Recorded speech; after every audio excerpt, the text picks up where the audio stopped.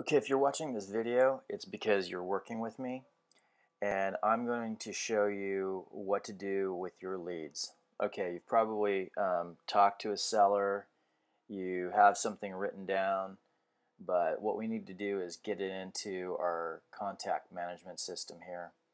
And what you're going to go ahead and do, I've already added you as an agent on the account, and what we'll do is go straight into properties.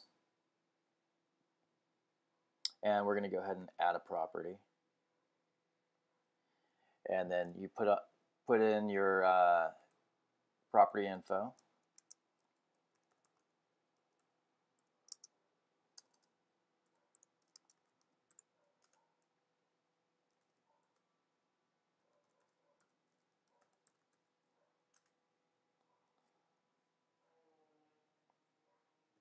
and we are going to save the property.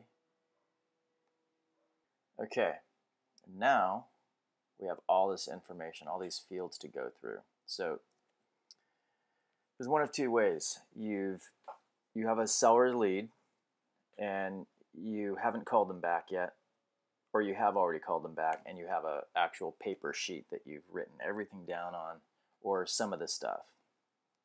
So what you'll end up doing is, if you're on the phone with the seller, this is a great way to just go through and get everything filled in. So this is what I like to do. I like to give them a call back, and just, you got them on the phone, you're talking to them, and you just say, hey, tell me a little bit about your property, and then I start, I usually start with the property type, single family, this, and I usually like to try to qualify them first. Say, so, why are you selling your house? What's the reason for selling? Gauge the level of motivation, and see if it's something that we could work with, because, if it's a manufactured home, in a manufacture, the parks, I don't really like to deal with those. That's not my thing. So I like to deal with, unless if it's a manufactured home on acreage, on land, that's a different story. But typically I like to deal with single family. So anyways, gauge their level of motivation and start filling everything in. And I like to find out everything about the house, square foot, and a lot of this stuff is public. You can go ahead and go on Zillow.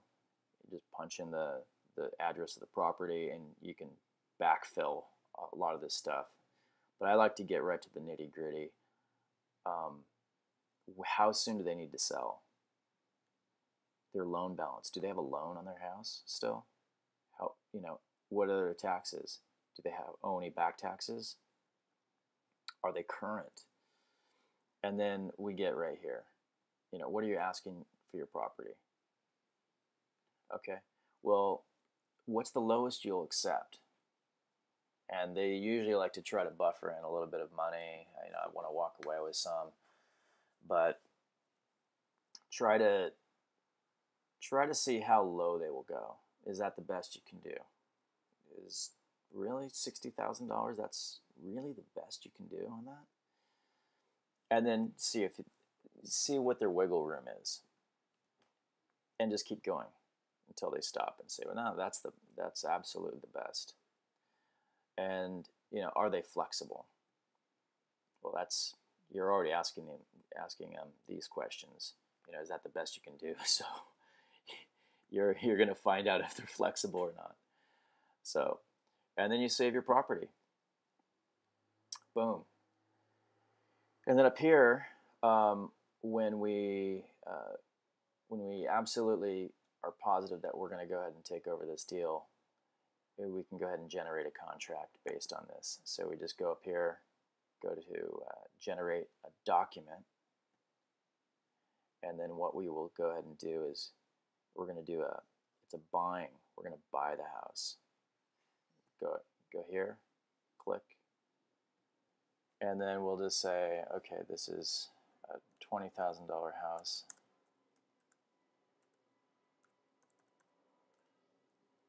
You can give them an acceptance date, what their cutoff date is to sign the contract. So I like to give them about a week.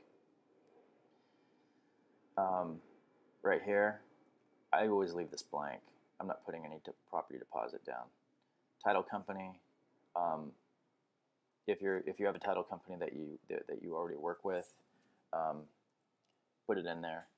But I typically, if you're working with me, we already have title company, so just we'll fill that in. Closing date. I usually do a 30-day, so it'll be a 30-day contract. But we could go ahead and extend it to 60. 45, 30, 45, 60, 60 max. And then we're going to preview the document. So it automatically populates the fields here. You got your subject, the sale price. Buyer pays all the closing costs. So then we have, already puts my signature in there. Other agreements. Okay, this is important. This is where we're going to put our out clauses, and I'll send you those out clauses. So that's about it. And then we go ahead and complete we're going to go ahead and name the document. So what I like to do, I'm kind of organized, so I'll just put 1313 Mockingbird Lane up there. And then sometimes I'll go back and do another contract with them. Go back and renegotiate the contract. So I'll version this. So this one will be 01, and then complete it. And if we have to go on and do this again, it'll be version 2. If we have to renegotiate a lower price, let's say $15,000, we'll go ahead and do a version 2. And then it'll go ahead and complete the contract. It'll save it, and it's generating. It always says generating, and it'll be there forever. What I like to do is just go in and then just hit refresh.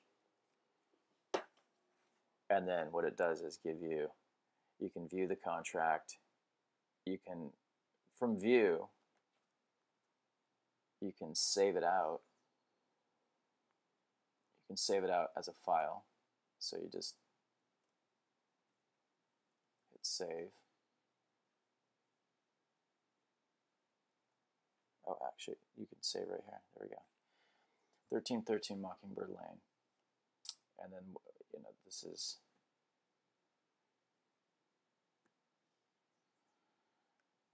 my offers, and I'll go ahead and put it in one of these folders, and then save it there and send it.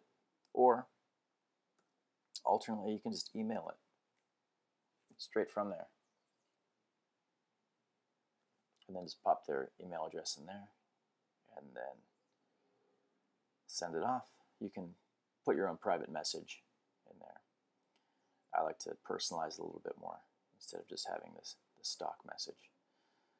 And that's it. Call me if you have any questions.